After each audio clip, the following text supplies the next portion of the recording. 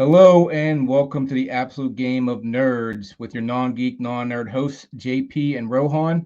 And Rohan's going to give our guest a proper introduction to start us off. Go ahead, Uh, sir. yeah, so today we have another great guest. His name is Jesus, also known as Elusive Collectables. So I met Elusive as I started collecting cards. I actually got, I think, connected to him via Sergio of Monster in the Iron Mask. And if you remember our interview with Sergio, he kind of mentioned Elusive as who was kind of a mentor to him as he got into card collecting. He's been very helpful to me in the card collecting genre. So Elusive, say hi. How you doing? Good, man. How you guys doing? Good. Yeah. You guys hear me? We always, Yeah. you there? Yeah, we hear you. So we always start these things off with kind of the origin story, where it all started. And so for most of us, that was as a kid. So talk to us about what your origin story is with all this stuff. Just collecting in general, or specifically for Marvel? If you collected like Marvel, I guess Marvel, DC, anything comic book related, comic card, Marvel card related, that kind of thing. I mean, you can go back to when you were a kid, or if you got back into it like we did. I mean, we kind of had what do you call two origin stories for me and Rohan. So if you did as well, or whatever. Yeah. Like earliest memories I have of just, I think what sparked some of my like now looking back nostalgia is I remember at 4 or 5 years old, I had a cousin who had a little Batmobile, 1999 Batmobile, diecast, but it didn't have at the time there was the Ertl, if you guys remember that brand. Ertl had Urkel. a Batmobile ERTL, Mhm. and had a little yellow Batman logo on the top of the car. And so he, after wearing it down, that faded off, so it looked all black how it's supposed to look. The branding was, gone. So when I was older, I went back on eBay looking for that car. I was like, man, if I wonder if I could find that, what I was playing with my cousin's car when I was younger, and I was always looking for the one without the logo, not knowing that originally it had a logo.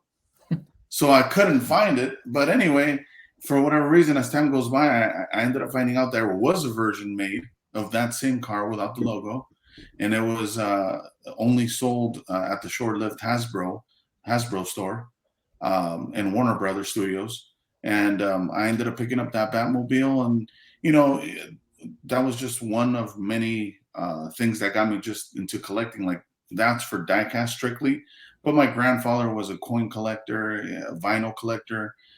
So I think I've always had the collector gene in me, if you will. But how I got into cards, I would say, is 2019. Um, I went back to look at cards from Pokemon that I couldn't afford as a kid, and I was just trying to collect all the Gym Hero sets and base set two. Obviously, even at that time, base set one and first edition was out of my price range, and PSA nines were doing around $20 to $50 in that range, and that was fine with me. I was just collecting nines, and 2 years after that, Logan Paul was all over the place with Pokemon, so that kind of just, along with other factors, made the market go up, and I was just like, yeah, I can't justify what these are going for. So I sold all that and started getting into Marvel. I never knew that all these cards existed either. So for me, what sparked me was 1992 Marvel Masterpieces, Joe Jusko. That set was awesome, especially the Battle Spectra Thanos versus the Silver Surfer card. That was the Yeah. first card that when I saw it, I was, man, that's a dope card. And for whatever reason, I remember seeing that in high school. People would collect cards, put them in, if you guys remember the white, just all white binders, and people would Yep. put like photos on the outside or whatever. Yeah. So Yeah, with I the might have seen sleeve that like on the card. outside. Yeah, man. So that's what started it. Then I started researching, what else is out there, and starting to see numbered cards, and just dove into the rabbit hole, to be honest. Wow. Okay, so you're probably the first guest we've had that didn't have like much Marvel experience Mm, as a Yeah, you kid. just got into it now. That's yeah. interesting. Within the last 5, 6 years. Yeah. Yeah, MCU obviously has always been dope, but yeah, I was not a comic collector. I didn't read comics. It was mainly Batman for me growing up. So I was probably more DC than I was Marvel. Yeah.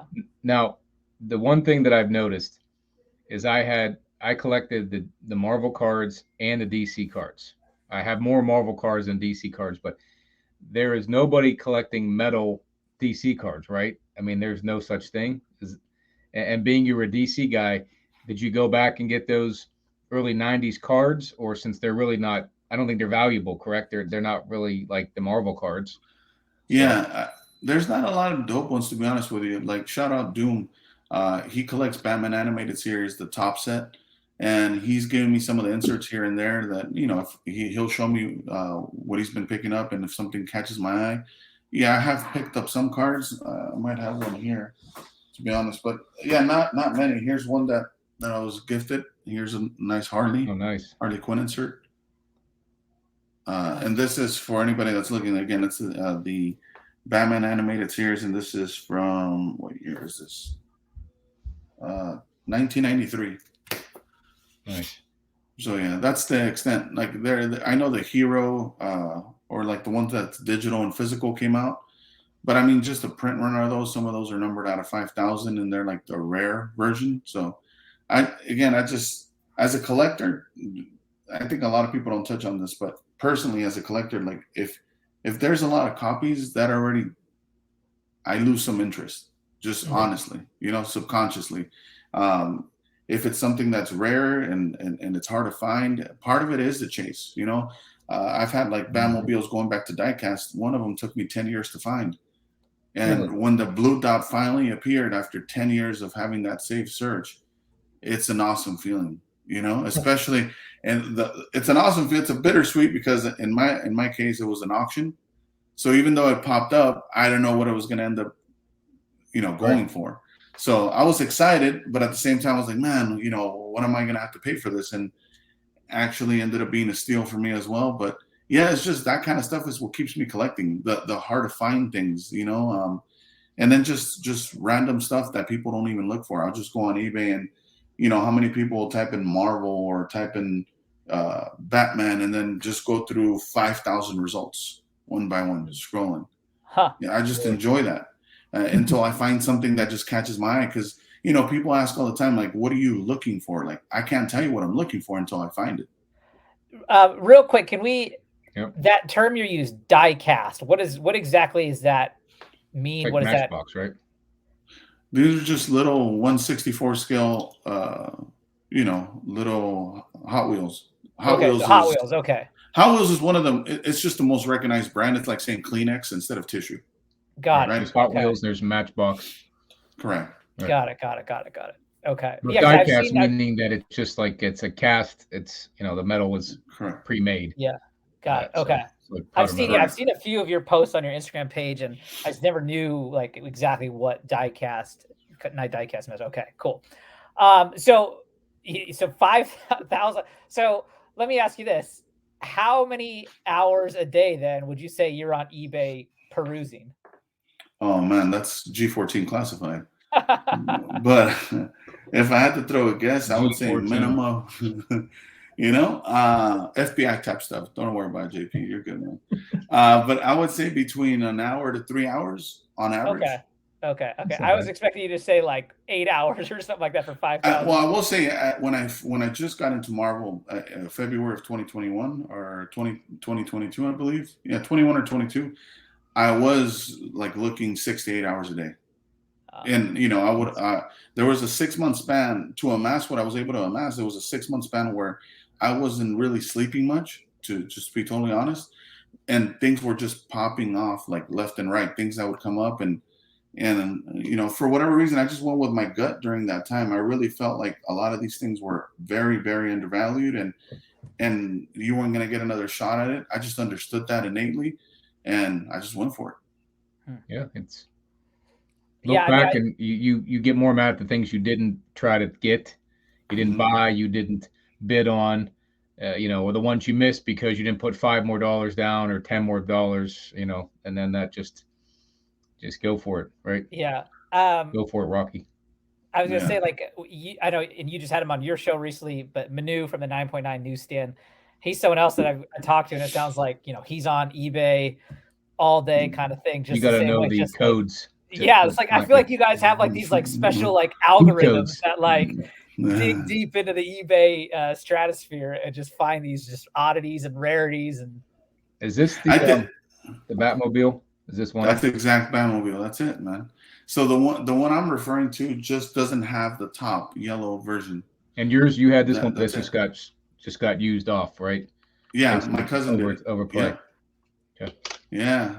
So that's 1989 Batmobile. That's where it's at. I mean, again, the close second Batmobile is the Tumbler from Christopher Nolan, but no doubt, it's 89.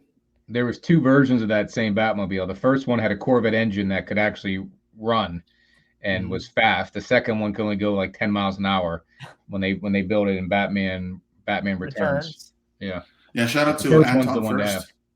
Anton First was the one who designed the Batmobile for 89. And, I always give Doom a hard time, too, because, he's a big Batman animated. I'm like, yeah, but that Batmobile is not the real Batmobile. Stop, and the theme music, if you really look at the theme music, they even sampled from the 1989 Batman soundtrack in order to make that animated Batmobile soundtrack or the animated cartoon, Yeah. Also, real quick, just for people that are listening who may not know, Elusive's mentioned Doom a couple times. Doom is another collector. He goes by Doom Card on IG. Another guy that we probably need to get on the show and chat and hear his story as well. But he and Elusive have a show together, and Sergio's often on there. So they're kind of a crew themselves. Now, Doom, is he a Doom, like a Dr. Doom? Yeah. Yeah. I mean, he says he is sometimes, but it just depends on the day of the week you catch him. Sometimes he's a Doom collector. Sometimes he's selling Doom cards. It's confusing, to be honest with you. Yeah. I want to talk real quick about this. So JP and I, we do comics mainly. I've been gotten into cards. And so I have a good idea, roughly, we'll say, of like market size. Like the diecast world, is that a small market? Is that a big crowd? Like what is it? Do those things sell pretty well? Yeah, that's a great question. I'll answer to you this way. Maybe this will give you a hint. But for example, with Hot Wheels, in cards, right? If it's numbered out of 99, we consider pretty rare. And then, as you're starting to know, 99 is rare. Yeah. 50 is tougher. 10 is going to be starting to get impossible, right? Depending on what it is and what character. For Hot Wheels, they do what's called an RLC release, which is their Red Line Club, Red Line Member Club. And those are drops that you get straight from their website. Usually you're going to buy those for $30 to $40.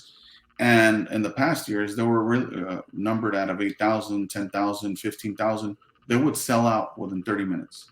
Wow. So what's rare for cards is ultra rare for diecast. There's a diecast, a few copies that I had besides my loose copy that I sold last year. They were numbered out of 1,500. It was a Nissan Datsun 240Z, numbered out of 1,500. Which is not crazy in the card world, but that was doing $600 to $800 on eBay. Jeez. Yeah, it's kind of similar. We had Alonzo from Alonzo Collectables, and he was telling us about Pokemon, which just dwarfs the comic side of things. And so, when you talk about these like rarity numbers, it's like these numbers aren't even realistic compared to that hobby. So have they been doing Redline for a long time with Matchbox? Like going back like the 60s? Probably, to be honest with you. I don't collect vintage in the Hot Wheels space, but I know of, when you go to the Hot Wheels conventions there, a lot of the vendors, the OG vendors, they'll have like a whole setup in their hotel room, and they have like the old school red lines with the red around the line. There's no rubber on the tires; it's plastic. It is still die-cast metal underneath, but just by the price range, some of those cars go from like $1,500 to $6,000-$7,000, or or more. But that's their average. When you say convention, is this like Comic-Con size conventions? Yeah, I bet it's pretty big. It depends. I haven't attended many, but the one I did attend was probably the size of, I would say not a San Diego Comic-Con, maybe like half of that. Okay. Nothing crazy, but I'm sure there's some that is this all bigger. Is that all Matchbox? All Hot Wheels. Yeah. Oh wow! Obviously, when you go to the vendors, the separate vendors do carry other brands, but for the most part, you're going to see is Hot Wheels. Because you have toy conventions that will have all the toys, Star Wars, Hot Wheels, Matchbox. So I didn't know if it was that type of show or just strictly. That's pretty big just for cars as well. So then my question, so JP and I, like we've talked about and how we all met via Instagram with the comic community, Marvel card community. Is there like a diecast community on Instagram or anywhere online that's kind of similar? Yeah, the diecast community, it's just like anything. Every collector is different, right? From diecast to even cards, in the sense that some people don't enjoy showing off their collections, and so they're more private. But there is a lot of people on Instagram that they'll modify, customize their Hot Wheels, and they'll put photos of them, or a lot of them have them displayed on walls. And there's two types of collectors. You know this now coming into Marvel, but like there's set collectors, character collectors, right? Well, with Hot Wheels, there's either loose or sealed collectors, and obviously there is collectors that specify only on like Porsche, Ferrari, or whatever car they want to go after. But for the most part, you're either a sealed or a loose collector, and loose meaning just you enjoy them loose, and sealed meaning you don't even touch them. You leave them in the packaging. They even put a little protector shell over it. I do both. I like to have a couple sealed copies, but I like to also enjoy and look at the actual model. Yeah, Do they have? depending on the sorry, I was gonna say depending on the cost of it, if you got one to play with and one to display, right? Yeah, correct. Do they have grading companies? Like, do these things get graded? I've heard of one company, but I've never looked into grading Hot Wheels, so I couldn't even tell you the name. But it would be a good idea for them to do it. I mean, look, they're grading video games at this point. They're grading. They're that, grading action figures now. Like I know a couple people that got like their action figures graded. So I mean, I wouldn't be surprised. Like it's still in the box or graded outside the. I think both. Mm. I think both. Yeah, I'll have to follow back, but like I know there are action toys now being graded. And we were talking with Vince about grading VHS. There's a company that's really big into that now. Yeah, and even a sealed VHS does not mean it's going to be mint, because if there's the bubble isn't perfect on the seal, or if there's roundness on the corners, I'm like, how the hell can you? It's in the box. It's considered mint. But then again, X-Force 1, Spider-Man 1, all those were on the polybag. They're not mint. They take the polybag out to grade them. But for VHS, they leave them in the seal, but then grade the seal. I thought, like, I don't have much interest in like VHS, for example, collecting, but like we were talking offline, JP and I just the other day, and we were talking about like if you had like a Michael Keaton signed graded VHS of the 1989 Batman, I was like, that would be a cool collectible to have for sure. Yeah, I actually have, my grandfather got Michael Keaton to sign a golf card, like from Keep and Score from Oakmont Country Club in Pittsburgh. He was there back when Batman came out, and he was from Pittsburgh, Michael Keaton. So he signed the card. I got to ask my dad where it's at. It's somewhere at my parents' house, because my grandfather gave it to him. But yeah, he signed the golf card. Would be neat to have, but no association with Batman. It'd be cool if it was on the Batman VHS, like you said. Yeah. So I just learned, Elusive, that you are a full-time dealer now. Mm-hmm. Do you find that what's your proportion of, like, say, diecast to cards that you're moving? To be honest with you, I haven't been doing it long enough to see if there's like certain like patterns in the market, if you will. But I will say that there's been times where it really, because the Marvel community is so small, I will notice that a lot of sales get interrupted if there's new product coming in, right? So right now that we have Marvel Masterpieces coming out, sales are a little bit slower, but Hot Wheels are moving. And then when the cards are moving, some of the Hot Wheels slow down. So it just depends, really, to be honest with you. Yeah. Okay. And like anything, the only thing I've noticed as of now is that, the busiest times are probably February to April. And then, May, June, July slows down. August starts picking up. And then September, October, November, December, as you know, the last quarter is great for sales as well. Just regular patterns, nothing specific. But see, that's when all the shows are in the summertime, and I mean, not every show, but I mean, that's what I'm in sales myself. So like, I noticed the same thing you said. The summertime's usually slowest. But with comics, there's the shows that are all summer long, and you got a few in the winter's time, but it just depends on the what you're selling, I guess. But Yeah, I don't know. Many people do much in the summer except vacation and take it easy, I guess. That's what I've noticed. So. Spinning it back to collecting, and we'll say, Marvel cards. So you talk about there are set collectors, there are character collectors. What do you define yourself as? Yeah, to be honest with you, what I try to do, and I learned this from Pokemon, when it came down to sell that collection, like I was mentioning to you guys, because the prices were just outrageous, I really kept note of what was leaving my hands first, how quickly certain characters were moving. And that's when it came to me. I was like, wow, everybody's just going to cherry pick the best characters, like right off rip, right? You could feel however you feel about a Duck Trio or whoever your favorite character is. And he might be your favorite character, but people are still going to be looking for Charizard, Mewtwo, Gengar, Blastoise, like some of the OG Pokemon. So I took that same concept and what I learned from there and I applied it to Marvel, where at first I started with like a top 10 list, right? I use some tools to give you some hints on what I used to come up with my list is I was looking at Instagram hashtags. So I would put in hashtag Wolverine, how many million hits does Wolverine get versus how many hits Captain America gets versus how many hits the Hulk gets versus so on and so forth. So I compiled that list and I went after the top cards of those characters. I wasted no time, the ones that were in my reach at least. At this time, PMGs were already like, that ship had sailed. I was able to pick up a couple of red 2013s. I do have the Silver Surfer PMG, the Hulk, which is one of the craziest ones, and a 2015 Magneto, and recently a 2022 X-Men Metal Gambit, right? But other than that, those are the only 4 PMGs I owned. But that's what I did. I just targeted the top 10 characters, the art that spoke to me from those characters, as well as like combination with the rare cards, and I went from there. So we all know that, top 10. You have that Hulk book. The Hulk have one, that card, the Hulk card. Oh yeah, the Hulk card is dope. I haven't seen that one. Oh, how sweet. Yeah, that's nice. So I was gonna say, so you have your top 10 list. Obviously, I think it's without saying Spider-Man's number 1, Wolverine's number 2.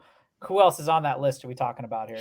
Yeah, when I first got into the list was it was more of certain tiers. Like I wasn't trying to like know who 4th and 3rd is, like the difference between 3rd and 4th. So I would say with Spider-Man, I tie in Spider-Gwen, I tie in Miles.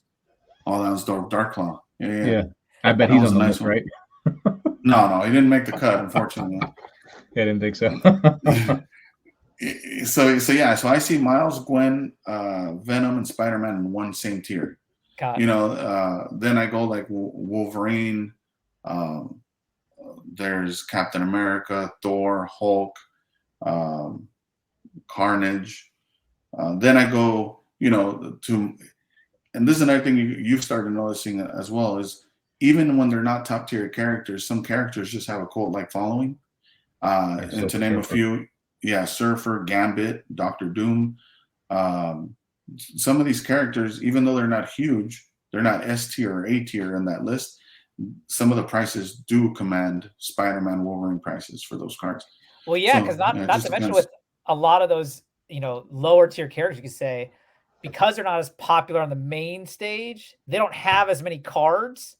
And so then when they are out there, they get swallowed up so fast and I totally get that. So how did is Gambit, I know you're a big Gambit guy. Is Gambit your number 1? Well, we can't leak that here, but I'll say he's in my top 3. I would say it's Gambit, Surfer, and Venom. Surfer, yes. And that's actually how Elusive and I first started talking, as I was told he was a Surfer collector. I was just getting in, and so I pinged him to ask him some questions. I ended up buying a Surfer buyback from you that first night. Oh, yeah, that's right. Yeah. Now, you said Miles is on that A list. Yeah. So you think Miles is higher than Wolverine now? Again, it just depends. I noticed the time when Marvel Vibranium was selling high. Some of the bigger cards from that set, have the parallels, the Radiants, the refined, pretty much the ones out of 99 and the ones out of 50 is the ones I was looking at. And at that time, Miles and Gwen were both outselling Wolverine. But I just felt to me that Wolverine was undervalued at that time. so I was picking up Wolverine heavy at one point. So you just start noticing things like that. Like again, going back to like the Hulk, when you're asking me about the PMG, JP, like the Hulk right now is super undervalued. Since there's maybe no content around, in the MCU around the Hulk currently, I don't know if that's what it is, but a lot of people aren't picking up Hulk. They're sleeping on him.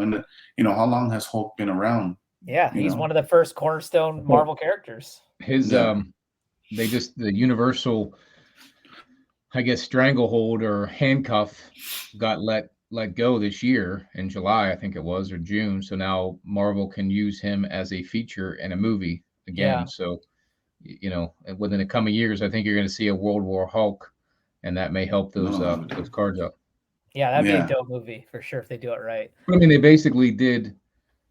Didn't they basically do it in Thor Ragnarok? They did World War Hulk, or just that. I don't read them again. You'll find out I don't read these books. I find out what I need to know from the internet and what I remember from the cards back in the days. But I'm more of an iconic cover / key collector. So Nice. I don't know the storylines, but I do enjoy the movies. So when I hear, oh, that was the story in Ragnarok, then I'm like, oh, okay. But I don't know how in depth they went with it and how much more there could be from there. Yeah, I think the basic plot line, like, again, I don't read modern comics or haven't read modern comics, but I think the basic plot line is like the Hulk was considered too dangerous to be left on planet Earth, and so the world decided to kind of like boot him, and like he finds out, and it's him coming back, like taking his kind of revenge. It's kind of, I think, kind of the gist of it. So didn't his wife got killed or something? I don't know those. I think details. the Avengers killed his wife. That's where World War Hulk came from, because it's Planet Hulk, which is Ragnarok in a sense, and then there's World War Hulk, where he wanted to kill everybody because his wife was killed or something like that. I forget, something to that effect, but that's what Wikipedia is for. Yeah. Right. Yeah. But and unfortunately too, there's a lot of storylines that they mess up, as you know, in the MCU, and they don't stick to the comics, unfortunately, or fortunately, depending on which movie you're talking about. True. I mean, they haven't stuck to any storyline in a long time. They're more, even with Endgame, they weren't. No. Adam Warlock wasn't in that. Surfer Death wasn't in it. Surfer. I mean, a lot of the keys for that, but it still worked out pretty well. But if you look back to like X-Men and Fantastic Four, the Galactus was a cloud. X-Men didn't have their real uniforms. I mean, so they've always taken those liberties, and hopefully we'll get more fan service moving forward. So that seems to bring people in. And that's what kills me, that Flash movie was a total fan service, and it's getting beat in the for other reasons, money and financial. And I'm like, man, I really enjoyed that movie well more than I did Across the Spider-Verse. Not saying it wasn't the Spider-Man wasn't a good movie, but I like the fan service that the Flash had. So. I think that movie's getting beat for a lot of extraneous reasons as well, though, versus just the movie itself. Correct. And I think back to, or one of the points you just made, JP, I think it's because there's nostalgia towards that Flash with the Batman, that there's no nostalgia attached to you for the Into the Spider-Verse too. Like if you notice the other Spider-Man that they did last year, when they brought back, their Tobey Maguire, No Way Home, and the other actors, correct? I think that's why a lot of people came out of there feeling good. It's just because they brought back their Spider-Man, whatever version of Spider-Man they enjoyed. Yeah, no, I totally enjoyed that movie, and they weren't just again, you look at Multiverse of Madness, they had some fan service in there and killed them off in 5 minutes. But in Homecoming or No Way Home, they were actually a part of the plot, as was Michael Keaton in The Flash. So that was, I just enjoyed both of those movies, a lot. So, but that's what we need more of. I think that's what keeps people in, and then, keep new content like Miles, and that'll get new fans and keep that going too. So give us plenty of cards and comics to collect, right? So I've never seen a Miles card, which is crazy, because you're saying he's one of the popular ones, and I'm not as much into the cards like Rohan, but I see the Wolverine, I see the Punisher, which was one of my favorite guys, and Spider-Man, but I have yet to see a Miles card. Maybe I just wasn't paying attention to it, but I haven't seen like the Miles Spider-Verse type cards yet. So just because maybe I don't search it on eBay. So that's kind of cool to know. Yeah, there's some out there that they actually made specifically for the movie, to your point. So you'll get like actor autos, sticker autos from those voice actors. But in general, Miles doesn't have a lot of great cards, in my opinion, as far as artwork. He has some bigger cards. Obviously, he has a PMG in 2017. He has a Jambalaya first year, 2017. 2019 Flair, he has a Lucky Jade insert, numbered out of 88. But that's it for me. I'm not a guy of a first appearance guy on the card side. It makes 100% sense with comics. I understand it. It has a history. It's a little bit different. But with cards, I don't fall into, oh, this is Miles's first appearance. Oh, that's nice. I don't like the art. Yeah. So it doesn't do it for me, you know? Yeah. So that's what I was going to bring up. So speaking of art, I heard you say once that your collection, what you're kind of the concept you're going for is if you were to create a museum of Marvel and you had to show like the top 3 depictions of each character, this is what you're collecting, is what would be in that museum. 100%. And I'm still sticking true to that as much as I can. Obviously, again, some things are out of my price range, but I just think about it as, if there was a Marvel museum and I could showcase my collection or just lend it to them, right, just so they could display it, it'd be awesome to walk in there and you get to see like the different art for every single character and what I feel is their nicer cards or nicer artwork for that character. So that's what I stick with. Yeah. So who would be the top 3 artists for Silver Surfer? Stefan Segovia, Jim Lee, and on the third one, it's very tough. Ron Lim.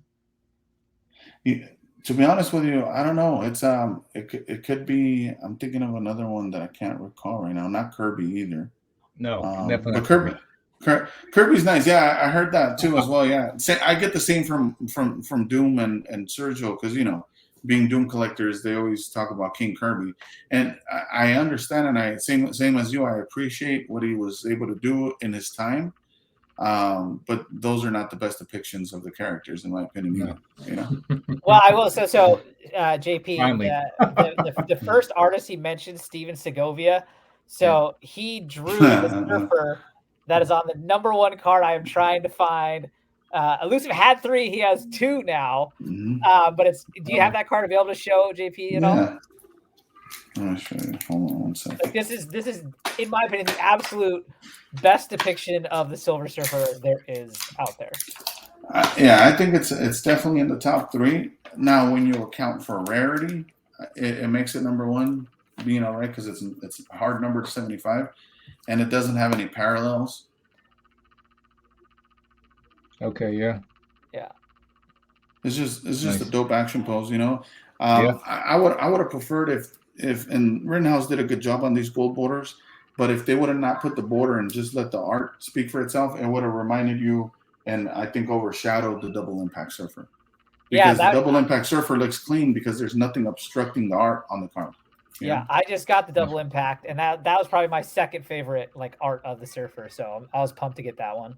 It's dope in hand, right? Like the embossing, how it's a little bit. Yeah, like raised. Look at it. Yeah, exactly. Yeah. Do you have that one to show JP? Like just so we have it on. Yeah. I'm just looking around. So double impact JP is 1996 Marvel Masterpieces.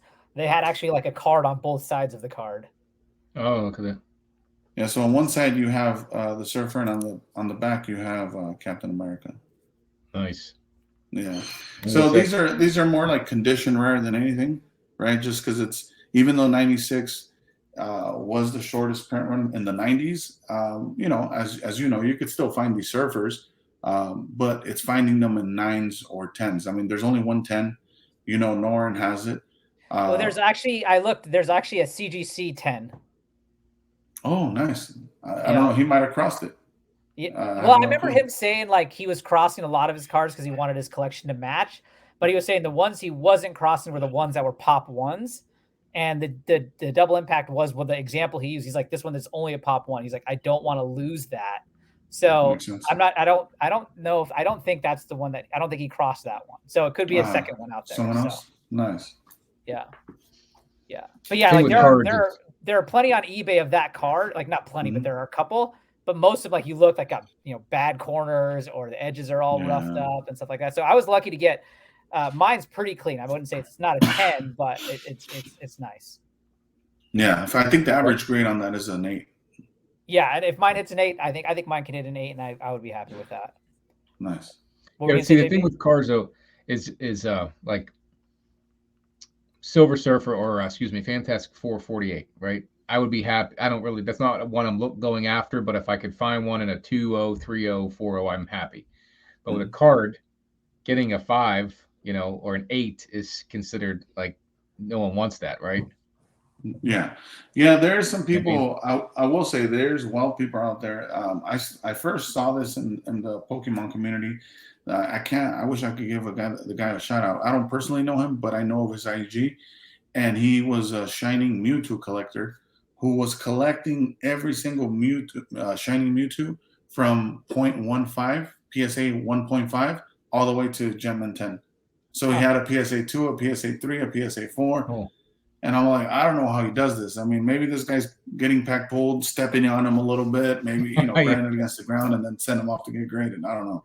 See, I said at one of our podcasts a little bit ago, you can take a 10 and turn it into a 1, but you aren't allowed to take a 1 and turn it into a 10 without it being a restoration, right? So, like, if you know what I mean, like you said, the guy's making him a 2 or making him a 3, however that's happening to get one of every grade, but you should be. I think one thing to think about too, JP, when it comes to like the high grades of cards. I mean, you got to think like the comic side of things is much older, right? Like Fantastic Four 48 came out in 1966, and there is actually a comic card set, but it's like a very limited set that came out in 66, right? Most of these cards, essentially like the 1990 Impel set that we all loved growing up, that was the first time Marvel ever like set out to make a set of cards. And so if you think about the comics from the 90s, so you think about like your New Mutants 98, your ASM 300s, your ASM 361s, a lot of people tell you like, because they're that new, like you want to collect them in 9.8, right? Like, so it's kind of still the same kind of thing. It's just the market is not nearly as old, I would say, for cards as it is for comics. But I mean, that thing with a like a 7.0 or a 8.0, whatever, of ASM 300, you're still going to get a couple $100 for it. But like the card, if it isn't graded in high grade, you're not going to get anything more than a couple $dollars for it, right? Yeah. If it's raw, it's just and just being honest, I don't, as much as it is a market issue in the sense that comics have a richer history and they're more established. It's not only that; it's also just a different thing. I think it's more closer to like Pokemon, like a hybrid of Pokemon and sports cards, somewhere in between that. Yeah, finding those ripping open packs and finding that low pop one, or I mean, I'm not into all the lingo for what it is, but like just finding a card that the rarity of the cards is what becomes what you're hunting for, not to find a copy of a Silver Surfer, because there's plenty of Silver Surfer cards. It's getting the Silver Surfer low population rare card, PMG, whatever it may be, but there's specifics to get that sounds like what people want.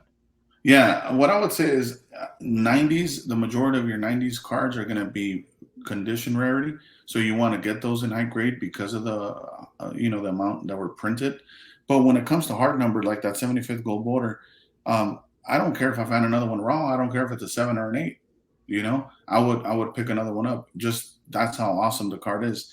So there is some that do apply the same as it would for you on a certain comic key, where you'd just be happy owning a copy of the of that key. It's the same with cards, but that's for the very rare stuff that just usually never comes up. Yeah. Gotcha. Yeah. It's like JP, we were talking about that green PMG Spider-Gwen that was on Grails for $6,000. You're like, isn't this high for a PSA 9? And I was like, well, there's only 10 of that card, and actually that card in general has quality issues, and so the 9 is actually the highest graded. There are no 10s of that card. Wow. So there's some factors in there that you got to account for. But like you take like a regular like card from the 90s, and there are thousands of them, and so when you get one that's PSA 10, let's just say, there may only be 15 of them, or some cards are even less. Well, all right. So with comics, you can press and clean them. You really can't do that with cards, correct? You're not allowed to press a card. Yeah. With cards themselves, there's what was I trying to get at here? Like, just having, like you said, in the highest grade, like you can get a 9.8 and it's worth 10 times what a low grade is, right? But you can have any comic in a 9.8 and it's going to have value. Doesn't mean somebody wants it. It'll just have value because it's rare that it's in a 9.8 or a 9.9 if you even get that. With a card, like let's say I got this Superman Hulk card, right? Looks pretty clean to me. I don't know if it's a 10.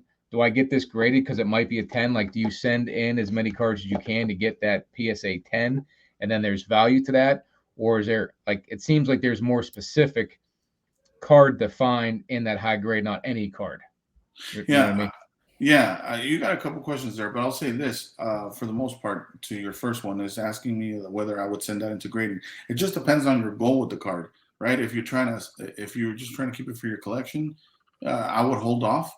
And here's my thought process on why. Again, because the market is so young, I haven't, and mind you, I haven't graded a single card as of yet. None of what I've picked up. So whatever you see graded, I bought graded. Right. Gotcha. And my collection is probably like a third graded, 2/3 ungraded. And the ungraded, I'm not worried about getting around to graded anytime yet because it is a personal collection. So I'm not looking to sell those pieces anyway, which also allows me to allocate cash flow into acquiring cards that are rare rather than forking out money to PSA.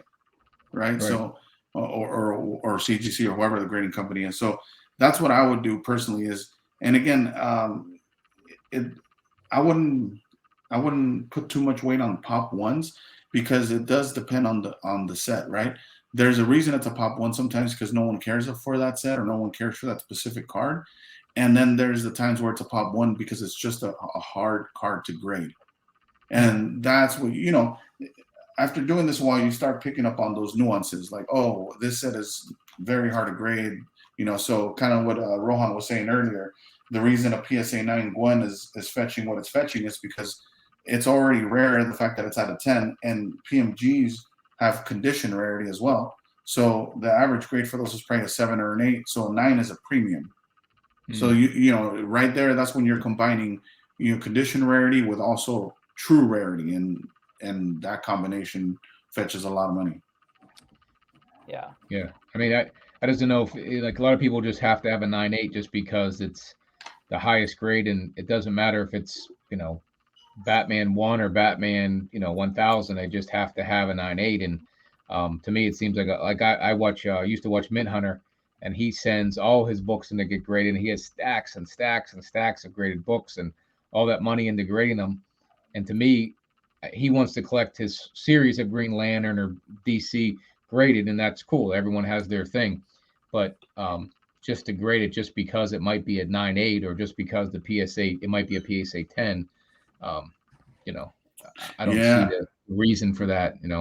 Unless it has rarity and two types of rarity. Right. Yeah, I agree with you, man. I think we got to be careful with, we were touching on the VHS and the video game grading earlier, but we got to be careful, in my opinion, of what we're grading, because we don't want to,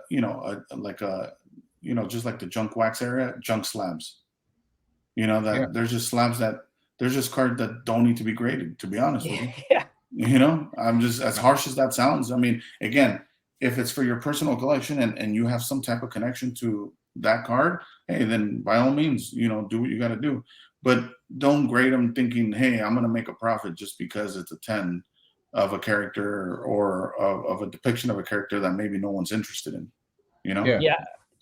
It is funny. Like I have this, it's like Fantastic Four, like 374, just like the most random issue. And it's graded at a 9.4. And I have it because like I bought another, I don't remember what book I got with it. And they just like put it in as like, oh, here's Days a Thing. And I'm just like, yeah, that's a good hint. Why was it graded? Like, what was the point of this? Like, there's no key significance to the book. Like, and I was just like, what am I supposed to do with this? I have one of those. I have a Wolverine. I think it's Wolverine. Is it 19 or 27? The cover that was used for every one of the Wolverine games. Oh yeah, he's jumping out. He's jumping like this. Yeah. So I bought that one early on because I always saw that in every comic, and I saw that in the games, and it was a 9.0 for like $50, and I was like, I just want to be able to display that, right? For $50, that's nothing. Mm-hmm. But if you do it for 10 or 20 or 30 books, you got a lot of money in the graded books for no reason. When I could have probably got it for $2 or $5 somewhere else, and a 9.0 is nothing, right? I'm sure a 9.8 would have been 100, right? So it was a useless slab, but I mean, at least it's somewhat protected. But I see what you're saying. Yeah, it's still fun, Oh, I'm running out of room to display the graded books I have. I got plenty of room for boxes to put the raw ones in, but I had to figure out the display case behind me on the bottom. I had to remove two guys from there and put in these new Batman that just came in, and I had to get rid of Booster Gold, and Omega Man 3 had to be moved to Get them this out of row there. this row right here. They're on this Nice. side. And So you can see. if you don't mind, yeah, that looks super nice, man. I like the little Batman in the middle. Where's that little Batman figure from? The one you got right in the center on the bottom to the in the middle of the Spider-Man, the Iron Man. Spider-Man, Iron Man. That Batman figure right there. You're looking your bottom shelf. The bottom shelf. In the middle of the bottom shelf, JP. Yeah, the one in the middle there, right? Yep, Yeah. there you go. I think I got that at a Big Lots there, the one standing up, the big tall one. Yeah, that's nice. Yeah. That was dope. Yeah, see, that's another thing though people don't touch on, to be honest with you, on why also cards make sense. It's just, and I've said this about going back to the diecast with the 1/64 scale, because there's many scales with diecast. There's people that collect, like there's Sideshow Collectables, not Sideshow, excuse me, Hot Toys. They made a 1/6 scale of that tumbler, right? It's a huge car. You could use it, as a centerpiece on a coffee table, but it's just the amount of space it takes, and that having to dust it, and if you have kids, if they run around and drop it. And with comics, same thing. I would say that the main thing with comics is how much space they take. Which, going back to your point, right? Which is what's awesome about cards is they're not only do they take less space, but they're also easier to store. I feel. Yep. Go ahead. Sorry, JB. No, it's true. Very true. I was gonna say, while we're talking about collections, do you want to show off some of your top pieces? Sure. What do you want to see? Just name a character, and I'll show you kind of like if you want to go by character to make it easier. JP, why don't you pick? Let's see if let's see, who'd you say? I want to see that. You have Miles card. Do you have any Miles cards to see? I have one Miles card left. Yeah, because again, that's not someone at PC, but I did have one of his cards. Let's go with Spider-Man as well, because JP's his favorite guy is Spider-Man too. Spider-Man, okay. You're not a Punisher fan, are you? Punisher, yeah. Punisher's dope. Yeah. Yeah, here's I've been looking at a couple of his cards, but I haven't pulled the trigger yet. So. Yeah, if you need help with anything, man, let me know. I don't have any Punisher pieces. I might have one card. I'll show it to you as well. But here's one of my favorite Spider-Mans. I just like the art. And more than anything, the way you would have to see this in person, but the way the gold auto is on this. This is from 2015 Fleer Ultra, or just Fleer Ultra, excuse me. But it's a Spider-Man with the auto. You see Doc Ock in the back, casting a little shadow there. So, is that that's the same as the?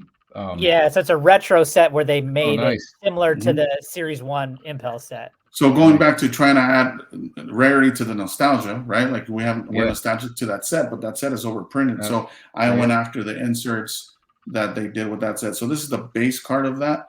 And if I had to guess, the print run is maybe 100 to 120 of these is my guess. Everybody has different numbers that they're coming up with. Again, no one has like set in stone numbers as of yet because the hobby's so young.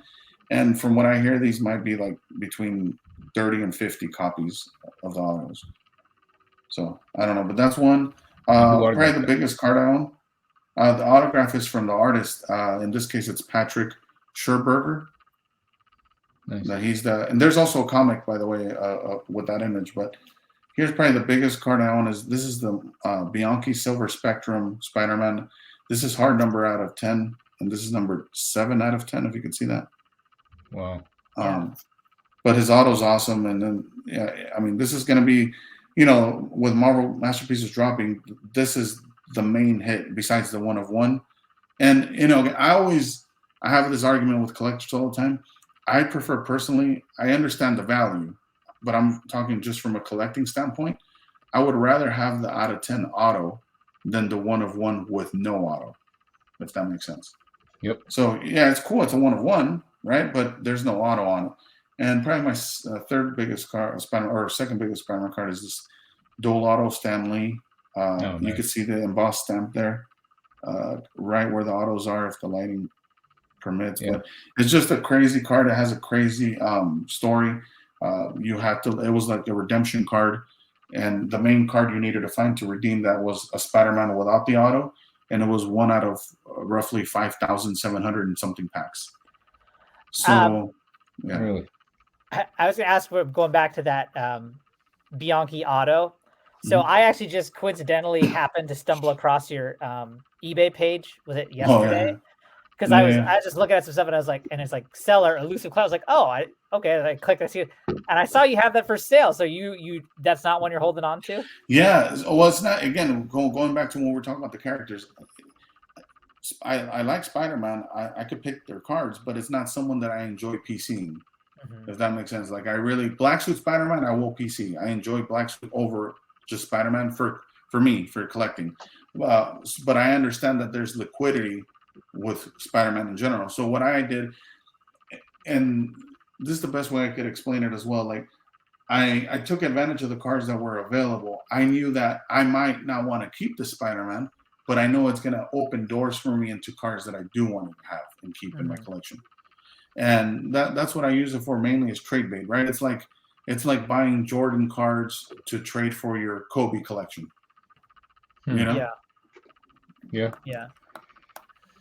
When it comes to selling, is eBay your main go-to, or where all are you moving stuff? As you know, mainly private. To be honest with you, I like private deals because a lot of these cards, they're still not in a. It's tough to like. It's not hard to understand the lineage of all the sets, but it's probably hard to understand like inserts. Where did this come from? It's too much to convey and explain over eBay. So when you're putting up on eBay, you're really just targeting people that already know what they're looking for, right? Like they already understand that. There's no explanation. There's like, here's a card. It really comes down to, hey, maybe they message me, hey, can I get additional photos of the corners? Cool, there you go. Because again, going back to a lot of, as you could see, a lot of even the bear cards, I don't have them graded. I still have them graded. But yeah, so eBay, I've done Whatnot here and there, nothing recently, but I did it from like January to March. Had some success there as well. And I think everything has its right way to use it.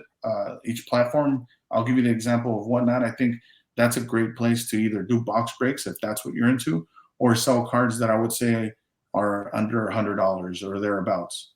With eBay, you're going to want to post things that are like probably $200 and over. Obviously, you could do under that as well, but Whatnot just moves the lower end a lot quicker if that's what you're looking to do. And then private is where I would do some of the bigger cards, or if someone like yourself reaches out and is looking for something specific that I have that I'm okay with moving, and that's what I do.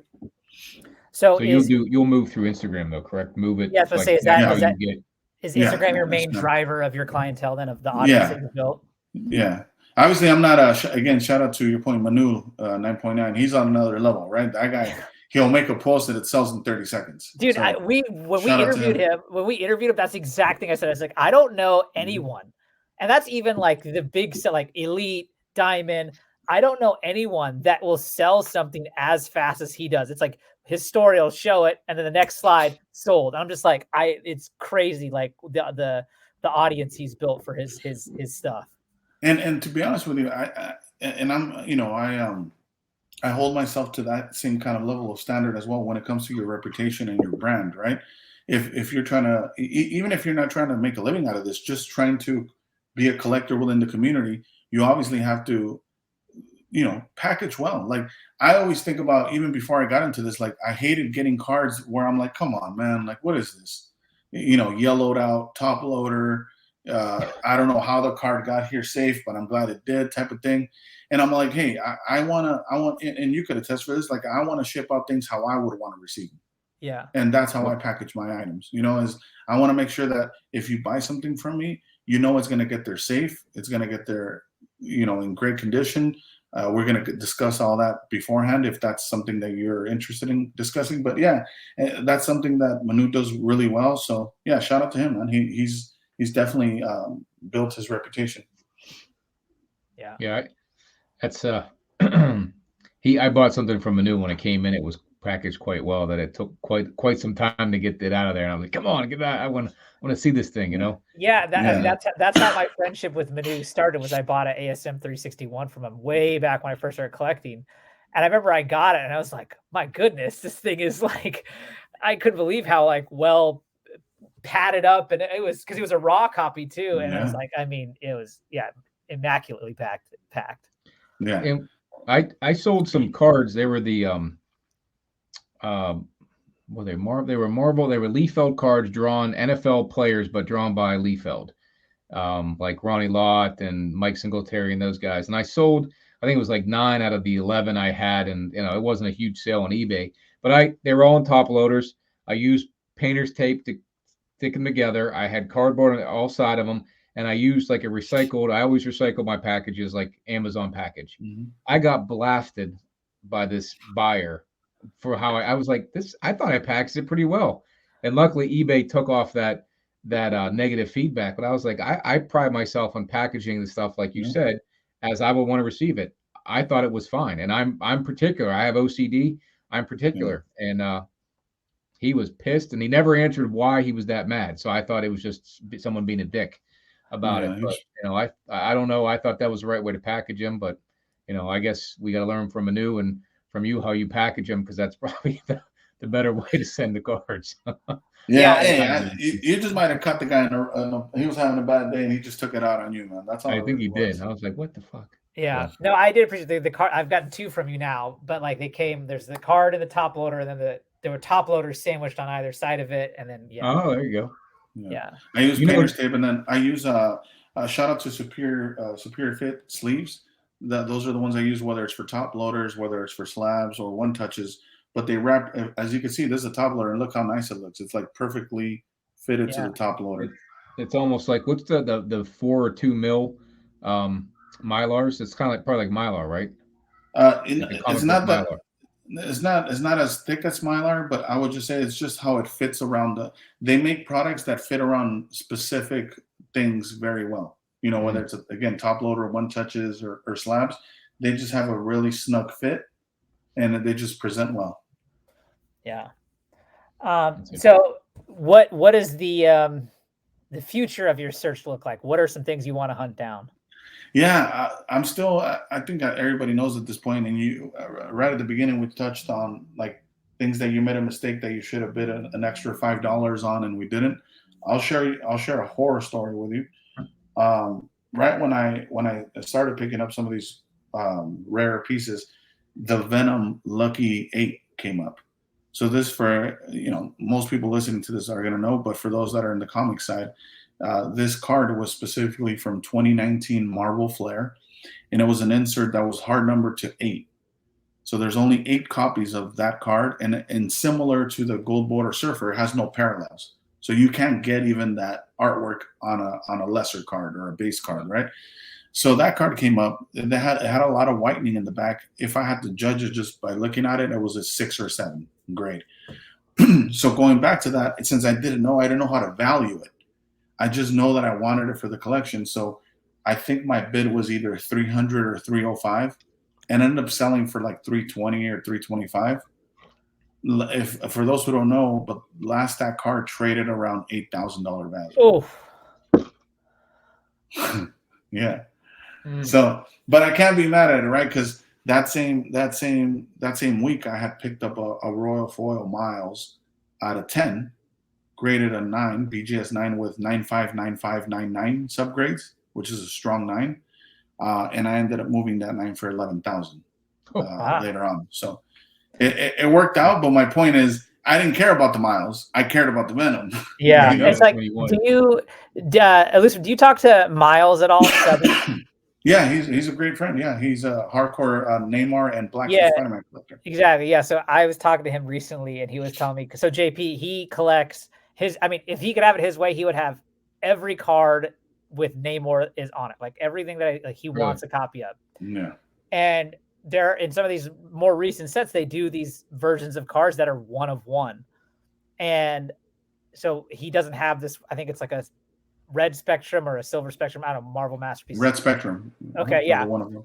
And he was telling me, he's like, this card sold. I don't remember what year it was. I don't know. It was like 3 or 4 years ago. Maybe he's like, it sold for like $265 and he didn't get it then. And now he's like, the guy that has it is not letting it go for less than like 20K. And he's 20K. like, I mean, it's crazy. Like, so it's like, yeah, with cards, sometimes because of the manufactured rarity, it's just like, you may see it come up and it may be the only time it's reachable, even though if it's not a price you want to pay, it may be the only time you have an opportunity to get it if you want it. Yeah. That's what's dope about Marvel, man, is just there's so much like variety out there. Whether, like, for example, I was touching on this on just recently on one of our shows, but I was just explaining how, you know, if you're a comic guy, you might be into the first issue covers, right? You might be into comic cuts. If you're a sports guy, you're going to be into PMGs. You're going to be into Intimidation Nation. A lot of those crossover inserts, quick strikes. So I just feel like if you come from the Pokemon side, I mean, you're going to love the 90s stuff. You know, it just has a little bit for anybody that's willing to dig and find what they're looking for, you know. So that's another reason why, by the way, I post most of my PC on Instagram, because when I first got in, like, how do you know these cards exist if no one puts them out there? Mm-hmm. Right. You know, and I will say that the Marvel community is, again, it's still maturing. It's in its infancy, because what I've noticed from the comic side of things, if you going back to the keys thing, JP, like, everybody posts keys for the most part. The only difference is going to be the grade, right? So this guy, like your guy that inherited that crazy comic collection, that's the awesome thing about comics. Mostly everybody could own the same comic. The only difference is the grade, for the most part, right? With cards, there's just cards that there's not enough to go around. Mm-hmm. You know, so it's just people take it differently when you post on Instagram. But I'm still just trying to. The message is the same. Like, hey, look, this is out here. It might not be attainable for everybody, but it's definitely out here. You know, hey, it hasn't stopped Rohan from looking for that 75th gold border. You know? Nope, I am in the constant hunt for it. I will say what is crazy about cards versus comics is I have found, just in discussions with folks in the community, of both communities, card guys are a lot crazier in the sense that, like, if there's a card that they have that they want to keep, there is no price that's going to make them let go. For example, actually talking to Subby about Miles, he also has a copy of that 75th gold border, and you know, similar conversation I've had with him was, I said, hey, is there a card, if I was to find, you know, what's a card you were looking for that if I was, and he told me it was this 1-of-1 card, and I was like, well, maybe if I find it somehow, I'll trade you for the, you know, just in jest, I was like, I'll trade you for the gold border. And he was like, no. He's like, I don't trade away. He's like, I'll buy it from you, but I'm not going to trade you. Like, he's like, I don't let go of what I PC. And it's like, whereas, like, for example, in the comic community, people there is like, you know, you buy Superman 1, there's less than 100 unrestored copies in the world left. But a Superman 1 comes up on auction multiple times a year, because everyone does have a price that they will, for the most part, everyone has a price they will let go of that comic. And that's not the case with cards. I've found somehow, like, the fanaticism in terms of, like, what they're going to keep no matter what is on another level. I've found. Yeah, I struggle. Like I was telling you guys, I struggle with that myself. I think the only answer to that is that we have a larger, like, where we're at. Obviously, we're still growing, but as it is, if you compare however many people are collecting, quote unquote, Marvel cards as we speak, I think the actual collector base is larger than the market for. I don't know if that makes sense. I'm trying to articulate as best I can, but what I think is, on the comic side, there's more flipping and sales than there is actual holding, right? Like, obviously there is people that hold things, but to your point, everything has a price. Where I just think these are so affordable, depending on the card we're talking about, that people would rather keep it than sell it for $200-300 or whatever they're going to get out of it. Right now, maybe in the future when we get to life-changing money, like, you know, some of these deals Manu's making, you know what I mean, where he's getting $100,000 offers, that's a different story. Yeah, but, you know, right now we're not there yet. So but still, you said that one guy was like 20 grand for that Subby. It's like, what the hell? I think, Yeah. I mean, it's probably not worth 20, but that's the price that he would let it go at. And so it's just more of a, but like, yeah, there are cards that are going for thousands of dollars. I mean, like we just talked about that Spider Gwen was up for $6,000. But yeah, I have just found like if they like I I'm trying to find Silver Surfer, and then the card he showed there's 75 of them, and I've been collecting Surfer now for a handful of months. I've not seen one come up for sale. Yeah, it took me, mind you, almost 2 years to acquire my first copy. I acquired my first copy. Shout out to Arthur, Collection Kings. He's a big Rittenhouse collector. Excuse me. And we did a trade for my first one. And it's funny how stuff works, right? It's like that 4-minute mile. As soon as someone breaks it, the more and more come. Well, as soon as I bought the first, one hit eBay within like 2-3 weeks of that. So I scooped that. And then maybe a month went by, and someone put the PSA 9 Pop 1, which I showed earlier, and I scooped that like instantly. Like, I had to, mind you, I'll even share this story. Shout out to, they're gonna get mad, but shout out to Sergio Monster and Iron Mask. I'll tell you the story about the Raw one I picked up, right? The second one after my trade, which is the one I moved recently. So that was up for $200 OBO, Rohan. OBO, right? So for those that know me, I'm a late night owl, again, because I'm always digging. And I woke up maybe 2 in the afternoon that day. Not exaggerating, maybe 2 or 3. You woke up at 2 o'clock in the afternoon. And I get the link from Doom saying, hey, did you see that another gold border popped up? Well, not only did he send the link to me, he also sent it to Sergio, who was also looking for one at that point. But Sergio, being the guy that he is, he tried to offer the guy, sent an offer, and was waiting on the response. I just went there and straight bought it. So again, when these things, it goes back to what you were saying. It's the truth. To be honest, it's like if you really want something, and it's priced fairly or maybe above what you're willing to pay, bite the bullet. You're not going to see it again. I will say that is one thing that Rohan has to haggle though. So does Manu, right? He said that story, and I was like, "You're wild for that." Like, like we said about it earlier, like Manu and I were Indian. This haggling it's in our genes. Yeah. There's a time and a place for sure. Yeah. But like I know, like next time, like, and this is the thing that worries me about that gold border card is that I know Sergio wants one, and he's like you. He's on eBay all night. And it's like when that card pops up, it's like the chances of me beating him to it. Oh man, this. But where's he live at? He's in Miami. Oh, you might have you might still be awake at that point, Well, the thing is, I told this guy doesn't sleep though, JP. Yeah, he doesn't sleep. I told that story when we interviewed him. I was like, there was one day, it was like a Saturday night, so I was like watching something on TV up late, and it was like 11. 11:30 is not crazy late, but like it was 11:30 my time in Seattle. I was like, oh, this is something Sergio would be into. And so I like sent him the link thinking like it's 11:30 here. That means it's 2:30 in the morning there. Like he'll see this in the morning. He like immediately messaged me back, blah, blah, blah. And I was like, dude, what are you like you're 2:30 in the morning? And he's like, oh yeah, I go way into the night. I'm a late night. And I was like, goodness gracious. You can set those searches on eBay, right? Yeah, but I'll be honest with you, JP. I really don't know how that works. The blue dots, meaning like I'll give you an example of what I mean by this.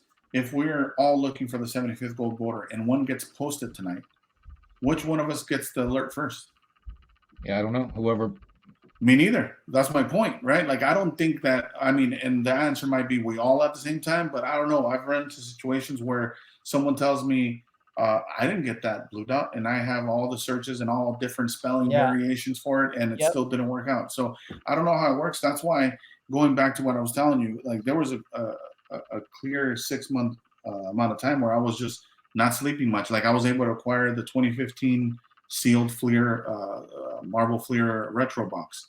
That box price sells for like upwards of $6,000-7,000 now. I was able to snipe that for $333 at 3 a.m. Yeah, I mean, I'll say two things to that, right? Like every morning I wake up, and I'm an early riser. I wake up and in my email I have the blue dots that I set. I get the notifications on email, so it's like those got posted from when I went to bed and when I woke up. So like a lot of these are getting put up in the night, and so like if someone's awake, they're gonna hit that.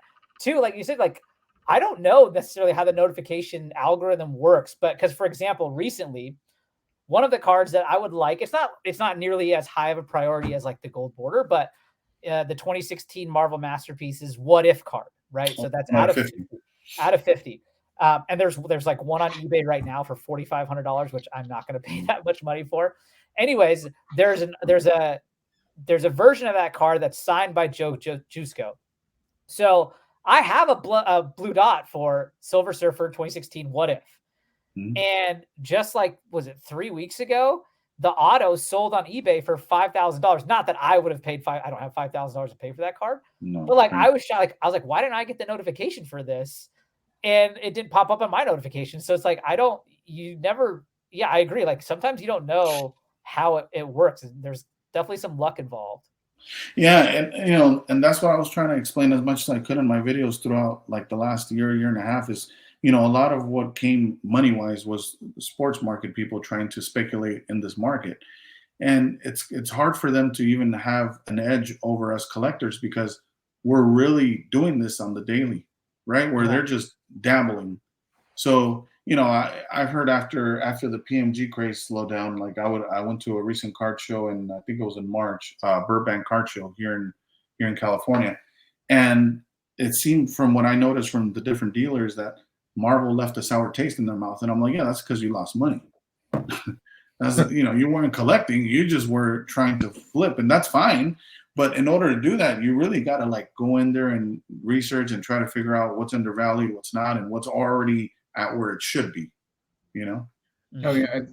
I do a lot of spend a lot of time at auctions, online auctions, and antique stores, flea markets. And one of the things that I don't do well at are video games, just because it's a different market. It's not comics. Like you said, you can't just dabble into it, right? Unless you find something for way cheap, pennies on the dollar, maybe you can make money. But, people are after that, the video game stuff. Like their auction I was just at a Sega Dreamcast came up. I put an offer in and I got beat out on that one by, a couple dollars. I should have raised it by a couple bucks like we were talking about earlier, but there's tons of people that want it for personal reasons, not to flip, and they're going to pay the top price to get it. And you may beat them out by $5, but then who are you going to sell it to? Him for them. You bought it for 85 and he'll buy it for 90. You made $5 for all that effort. It wasn't worth it, Correct. So yeah, and knowledge is power in that sense, man. Because I don't know if this is still around, but if you guys remember American Pickers, that show, oh yeah, right, where they would go. Okay, well that's a good example, right? Like they could walk into someone's garage, look at an old rusty Coca-Cola sign, and know what that's worth once they restore it or fix it. But if you don't have that knowledge, then that money, that potential money or sale is not available to you because you don't have that knowledge, right? No, I was saying I had a video on this recently. I went to an estate sale, and they said they had comics, and I didn't realize the estate sale started on Thursday, not Friday. So when I went to the comics, they were all picked over. And as I walked out in the garage, there was a frame of an old pulp adult magazine from like the 30s. And it caught my eye, and I looked it up on eBay, and I got it for $5, and I ended up selling it for like $150. Not that that's not thousands, but again, the knowledge, like you said, flip. That's a 30x, man. You got to be happy about a 30x. But that's the pickers guys. They knew what they were looking at, what they could fix up. So sometimes you get lucky. What I find, go ahead. I was gonna say, what I find kind of very amazing about guys like you, guys like Manu, like again, we've talked about Manu a lot, but like the ability for you guys to find, like for instance, he does a lot is comics, and he's always finding 9.8 newsstands, and like a lot of those, like he's bought in raw, he's graded, and like I'm just like how, and like, and sometimes he buys them and he finds them for a price that works for him, that way he can make profit on it. It's just like there's he doesn't clean and press them though, right? His friend does. He has his friend does it. That's not like he's not a guy that I can send to. It's like he's like a chemist, Yeah, like it's Epic Comicology. He's Epic Comicology is his Instagram name, and he does it for Manu. But my point being is like there's a skill in the search, and that is a skill that I don't have, definitely. but I'm sure, as someone that does it full time, you probably have, and we know Manu has because I've seen it, and so. Yeah, I think it's something. I mean, I don't know if it's an innate talent as much as it is like just a skill that's developed over time. In the sense that the more you search, like all of us, right? I think maybe a good memory is useful for sure because it's just able to recognize patterns quicker. Because a lot of the times, again, you're dealing with situations where it's I don't want to overhype it and say it's seconds, but sometimes it's minutes. Like if you don't jump on that 5 minutes later, it literally could be gone. So you understanding what that's worth versus what you're willing to pay versus what the guy's asking for, you have to figure all that really quickly and jump on that opportunity. And I've been saying this for 2 years, but a lot of it, at least for me, is just follow your gut, your intuition, and again, that is just pretty much like your own database of analytics in your mind, really, right? Your intuition, that's all it is. My kind of, it's nowhere near the horror story of your Venom, but like it was right when I started getting into the card side. You sent me a link to a Surfer. It was the Rittenhouse 2014 75th Ruby, and it was a PSA 8, and it was listed at $200. And I was just like, well, is this blah blah blah? And then like next, it was sold, and I was just like, well, that was obviously something that was pretty hot. I should have probably just picked it up without asking questions. And like that card has not come back up at all. And I've only seen 2 of those. I grabbed one from a friend that acquired the whole 75th Ruby set, and he sold me the Surfer and I believe a Wolverine at the time. Shout out to Jack. But I'll show the artwork. The artwork's nice on that one as well. Let me see if I can find it. But yeah, that's another example of what we're talking about, man. You just have to be able to jump on those opportunities as soon as they come up. Here, while I find it, I'll show you this one since do you enjoy Venom, JP? I think Venom's one of your guys too, or no? One of my favorite, yep. Here's a nice Venom comic cut from ASM 300. Yep. Yeah, that's a nice one. Oh, man. Wait, who did you just get that? I think I saw someone. Did you just get that recently? Recently, but I didn't purchase it from anybody specifically. I just got it on eBay. Someone posted it on. Okay. I've seen it on eBay. Okay, that's where I saw it. Yeah. That's nice. Yeah, I love the McFarlane. Yeah, me too, man. Thank you. Like, here's another one we're talking about. I brought this one up when we're talking about the condition rarity. Here's one where people would be after the 10, and this is something I even try to like help Manu with because Manu, we're both very meticulous, but he just wants the top grade all the time. I'm like, hey, sometimes the top grade doesn't exist yet, right? Like there's no 10s. And this is a good example of it. This card is from 1990 Comic Images, the Todd McFarlane awesome Venom pose. And there's only 2 9s. There's 0 10s. These are hard to grade. So again, this is a good example of where it's okay to buy a 9. What's the back of that look like? It's a puzzle piece that when you collect, some of the other cards, they form an image together. Do you have both 9s? Yes, sir. Yeah, okay, that's what I thought. Yeah. Well, I just saw them. I mean, and they were undervalued. It wasn't like, again, I'm not grading. I'm literally buying from people that are already grading. I think I purchased both for or around $60. They weren't expensive. It's just people were just letting it sit there. Yeah. I bought an online auction of Spider-Man cards. It actually came in a old binder, and it had, I guess, whoever owned the binder, you can't see it, but it had like this Spider-Verse cut on it, so it had a bunch of cards on it. And I did have one Venom card. Let me get it real quick here. Yeah, take your time. I was gonna say that Ruby card, you sent me. So I would also want the Emerald version of it, and there's an Emerald of it on eBay for $250. And I've had 2 separate conversations with that guy, and I'm like, dude, like you're overpriced. Like I showed him the sale, and he's just like, no, we think the Emerald is more rare, and I'm like, or more valuable. I'm like, bro, it's out of 100, and this is out of 50. Like, what logic is this?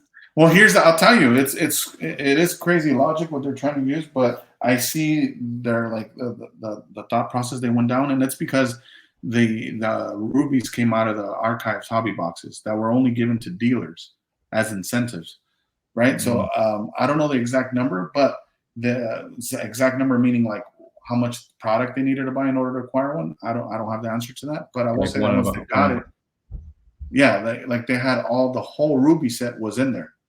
It wasn't sequential though, so meaning like whoever got the alpha didn't get all the alphas. There were still mixed match as far as the numbering, the serial numbers, but you had the full 90 card set.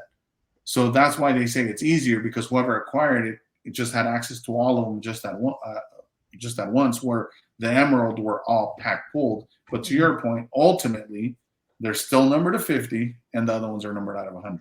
Yeah, makes sense. Yeah. All right, so here's the Venom one. I know, Rohan, you had this one. You guys see it? Hold a little closer? Tilt it a little bit, maybe. That one's hard to see. Yeah, I can't really tell It's which one tough. it is. Ooh, What set is it that's from, tough, JP? This is like it says Venom 3 of 4. It's from like the Spider-Man. Let me see the Spider-Man 1994 first edition. That's what it says. Okay. So it's 3 of 4, but it had a big crease in it. So you got this whole set, and there's a crease, and you can't fix cards like we were talking about earlier. Right. So it's got a crease on the top edge of it, and it's a cool Venom card. You know, it probably get a lot more, obviously, if it didn't have that bend on it. But I was like, out of all it couldn't be the crappy card in that binder. It had to be this one that had the bend on it, right? And it came in the damn binder, right? It was in a box in a binder, so it was protected. But this one had a bend on it, and I was like, damn it, you know. Then that's what happens when you buy a box of whatever on an online auction. You don't know what the condition's going to be. So I didn't know that card was part of it. I was happy to get it, but too bad. Still you know? Yeah. So, but again, I'm just happy to have one in any grade. Not that I'm going to do anything with it, but you know. Yeah. Again, yeah, that's what's cool, man. Again, you have so many options. Like if you don't want to go like all in on Marvel cards, you're still able to pick up whatever condition, and it's still, you know, you're still looking at the same artwork. Yeah. You know, there's no difference.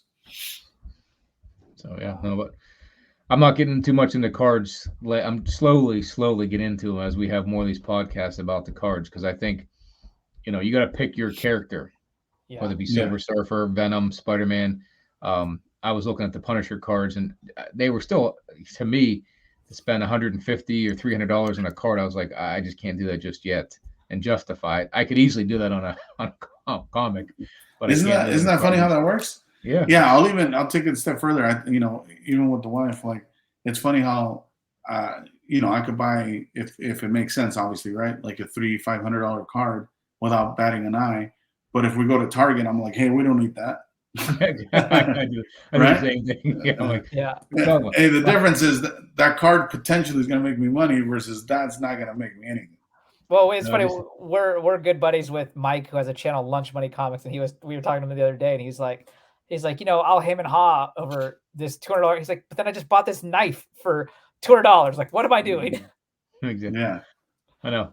I just bought the two comics behind me, the Batman ones, and then my wife said to me something about she was buying something for her cricket, and she said it was like, she said like 1,000 different images for the cricket, and she said it was $680, and I went, wait a minute, you spent what? And she goes, no, I could have spent that. I got it for $11. And I was like, oh my God, thank God. Even though I probably just spent, you know, half that on those two comics there, but I know they hold value to sell or more, right? So in my head, I'm like, okay, that's okay. But, and I'm sure hers is just fine too. But I was like, you know, how we justify things differently. So yeah, it's true. It is biased, but it's true though, right? At the end, if you, my wife, same thing. She does a lot of like, what is it called? Like just arts and crafts. And she also has a cricket. Same thing. Like she'll be ordering certain things. I'm like, all right, I hope you get used to that. Wait, what is it? What is it? Cricket? It's like a type of printer. Go ahead, JP. It's a printer. Like you download an image and it'll print it on to something you can then press onto a shirt, right? Oh, okay. Yeah, you could do it. Yeah, or it could be like on a piece of wood, a thin piece of wood. It has like, yeah, it's pretty versatile. But it's just for arts and crafts or decorations. You know, so sometimes you use it to make like cake toppers for my kid's birthday party, stuff like that. Yeah, I mean, we've said this, we've touched on this on like a few different episodes. Like at the end of the day, like some people will make fun of us or think it's silly because it's comics or cars or whatever, and they think it's kind of nerdy. But like at the end of the day, like we all have like something we're into, most of us, and we're spending money there that other people don't spend money on. And like when Mike told us this story about the knife, I told a story about like, you know, my wife and I, even this is actually before I met my wife, but like love to travel. And I was leaving work. This is when I was an engineer, and this guy's like, hey, how do you afford to do all these trips? And I looked at him and I was like, Joe, he's like a big country guy. And I was like, how much does that knife that's on your belt cost? He's like, $200. And I was like, well, how many of those do you have? He's like, oh, 5 or 6. And I was like, well, how many rifles do you have? He's like, oh, I got lots of it. I was just like, I don't have any of that. Right. So it's like, we're all finding different things that we value and enjoy, and we spend money on them. Right. Like, no, it's no different than like you said, like if your wife's spending money on this cricket, like that's what she enjoys. Like, I get it. Yeah, I mean, 100%. people around me hunt and fish, and they spend money on boats and fishing rods and guns and everything orange, Exactly. So, I tried it, but it's, I have guns, but I wouldn't really sell a gun for a comic just because I can't beat someone with a comic like I can with a gun, right? So I'll keep those, but I can see what you mean. You spend money on something. Everyone has their vices, and it's even to the same extent, like some women are into very expensive purses and having a lot of them. Like, it's no different. Well, that's like I go to antique stores and flea markets, and my wife's like, she doesn't want to come with me, and now she's like, I'll come with you and look for jewelry. I'm like, well, if you're into jewelry, then look for it. Don't just think you're gonna start a new hobby, right?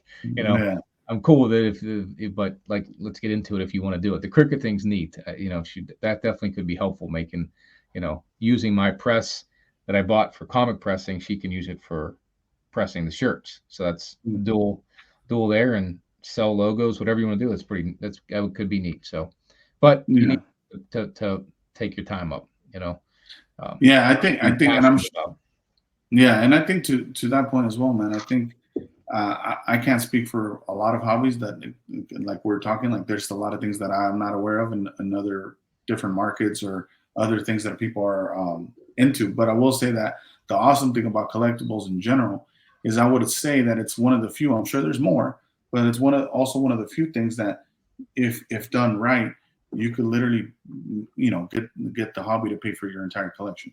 Yeah, where some of the things they do might not be the case. Right. That's what's the craziest thing, right? You could be into anything, and there is a crowd behind it that is willing to pay for the top.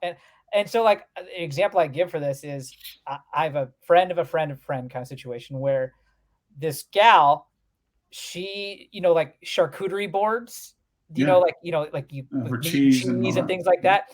So she will like display like a platter of like meats and cheeses, and she has an Instagram profile of these different ones that she's made, and she has like 300,000 followers on Instagram.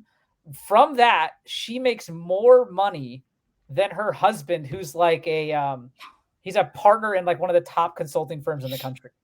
That's crazy. Really? Yeah. I mean, just like, and like she gets like flown out to like different events and things like that, and all she does is like put together these charcuterie boards. It's crazy. See, that's awesome, man. When you could turn it's awesome. Yeah, I don't know how, like I was thinking earlier, you were talking about buying the stuff on eBay and seeing something and just, going for it essentially. And Rohan, you were talking about some of those higher end, cards you want. And some of the podcasts and YouTube videos I listen to, the people have a partner that helps them buy these big collections that come about, right? If you watch Swaggle, just had somebody on there that just bought this $1 million collection, and they bought it together. I think they have a combined company, but you either need a line of credit or you need capital or a working partner to buy this stuff for the opportunity it has for it to become the hobby, becomes the job, the career, right? So that's. You can go to an antique store and find something for, $10 and flip it for 30x, but it's not paying your bills. You need that. Yeah, I will say that's a good point. I will counter a little bit just from my experience. I'll tell you this. When I was 19 is when I started collecting diecast, and I wasn't making a ton of money at that time. I had a full-time job already in the insurance industry, and I was just buying, threes of what I could, right? And point being is you could grind your way from the bottom. It's just a lot of people don't want to do that, right? To your point, they want that huge line of credit, amass whatever they want to amass right off rip. But when you take a lot of those shortcuts, you also have a lot of leaks in how you do those transactions. Because again, going back to the American pickers, you have no experience on what to buy, what not to buy, how quickly something moves, how much you're gonna have to sit on it for, and those are skills and things that you develop as you go. As you grind. As you grind, correct. I mean, so yeah, it's very similar. Like, so if you get some time, you should check out, the episode we dropped this past Monday is with this guy Vince Zerzurlo, and he runs Comic Connect, which is now like one of the biggest, if not the biggest, vintage comic auction houses on the planet. Like, he's doing $1 million comic deals all through the year. And he was telling us last week, he started by selling comics on the sidewalks in Manhattan, just put up a poker table and sold comics out of a box. Yeah, I heard, and there was a few times where he just makes $60, and he spent half of that in parking, and I heard a little bit of that. Yeah. I guess you can grind it to there. It's true. I mean, you do that in sales, right? You start off, and then you eventually get your book, or you get your clientele. Even guys who sell cars, there's no residual income from selling cars, but it's residual from your customer who comes back in to buy another card, and referrals. Exactly. So, you can build a nice practice that way too. And you can definitely do it in here. I just, maybe one day we'll get, I don't know how it goes from what we're doing now, at least in my opinion, for me, goes to being full-time, right? I don't know how. I think you'd have to find something big, to sell. For sure. Look, I think there's a couple of factors. One being is how early are you in a market? That obviously helps, right? Like, there was a lot of people that when I was buying in 2019, like I was mentioning Pokemon cards, I might have invested a total of $6,000 across like 100 slabs. Like, it wasn't a lot for, compared to what people are spending nowadays on single cards. Like, again, even though I was buying $20 to $50 cards, it amassed to, around $6,000. But the router just stopped working. Even my kids were like, what's wrong with my tablet? No worries. I know we had a blackout. Yeah, we're gonna edit it out. We'll edit out all the crap JP and I've been talking about. But yeah, Sorry about that. That's fucked up. Well, why don't you finish that last point you're making, and we can wrap this up as we're kind of like passing this 90-minute mark. So yeah, no worries. What was I saying? I forgot, to be honest with you. Where did I leave off? You had a good point coming up, and it just cut out, and I forget it was. Yeah, we were talking about careers and that. Yeah. Like, talk about like, do you need a big kind of like boon to kind of start? Thank you. Okay, I'll pick up there. Yeah. So what I was trying to explain is you JP made the point of like, you do need some luck on your side as well, right? Like, I was saying that some of these Pokemon guys at that time already had amassed $100,000 to $200,000 collection. So when the boom hit, these guys were just millionaires overnight, like, just being honest. And that goes back to your point. Now, that doesn't discredit all the work they did prior to hitting that boom, right? Still, like, let's just also be honest. How many people are willing to put that much money into a hobby as well? Yeah. Right. Like, there's not a lot of people that are willing to put $100K. Like, I remember, I'll shout out SM Pratt. I don't know this guy personally. His name is Scott. He goes by Scott. He's known for having those Pikachu Illustrator cards, the cards that are like $1 million plus in the Pokemon hobby. And to give you kind of a timeline, when I got in 2019, the first edition Charizard PSA 10 was selling for between 35 and 50K at the time. Well, when he started the hobby and amassing some of these cards, he was picking them up in 2007, 2008 for about $1,000 to $1,500, right? And then after the boom, yeah, correct. Like, who was, you're not going to spend $1,500 on a win, right? Yeah. And then it jumped from the 50K to the peak was 750,000 in the boom. Yeah. And the thing too is, like, yes, there's almost in anything we do career-wise, like, there's obviously some level of luck involved. But I think you also got to take it up. Like you said, even at the low end, $1,500 is not a low price that you can just be like, I'm going to get into this hobby, right? Like, he essentially gambled, and that's a pretty big risk, and it paid off. And for him, there's probably dozens of other people that it did not work out for. Correct. But you know what? I think that also another factor, at least in my opinion or my experience, is even what I've amassed, if it goes to zero, I've built my collection kind of like we were talking about earlier in the show, where I just enjoy what I have anyway. Mm-hmm. So I don't go for pickups where I think, I'm going to flip this for that. I first have to like the artwork. If I don't like the artwork, I don't care if I can make money on it, because I'd rather put that money into somewhere where I am going to enjoy the artwork. Yeah, I think you said it best. Like it was on one of your episodes, I think, that I heard you say it, where it's like you could spend 10K on Bitcoin, it could go to zero tomorrow, and you have nothing, right? Correct. Whereas like you could spend, let's just say 10K on this stuff, it could go to zero tomorrow, but you're still going to enjoy your collection. So Correct. again, just Yep. we each have what like we talk about, like what we want to put our money into. So Correct. Yeah. Yeah, man. All Well, right. I appreciate you guys having me. Anything else you guys want to discuss in general? No, I'm going to be finding on IG. I don't know if we're friends on IG, but I will definitely be hitting you up to follow you. I appreciate it, man. And I appreciate you being on the pod with us tonight. The YouTube video, we got to call it a YouTuber now, because we don't have a podcast anymore. We don't drop it on the pod, so it's a YouTube. So we appreciate you being on. JP, Rohan, Elusive, you've all been watching Absolute Game of Nerd.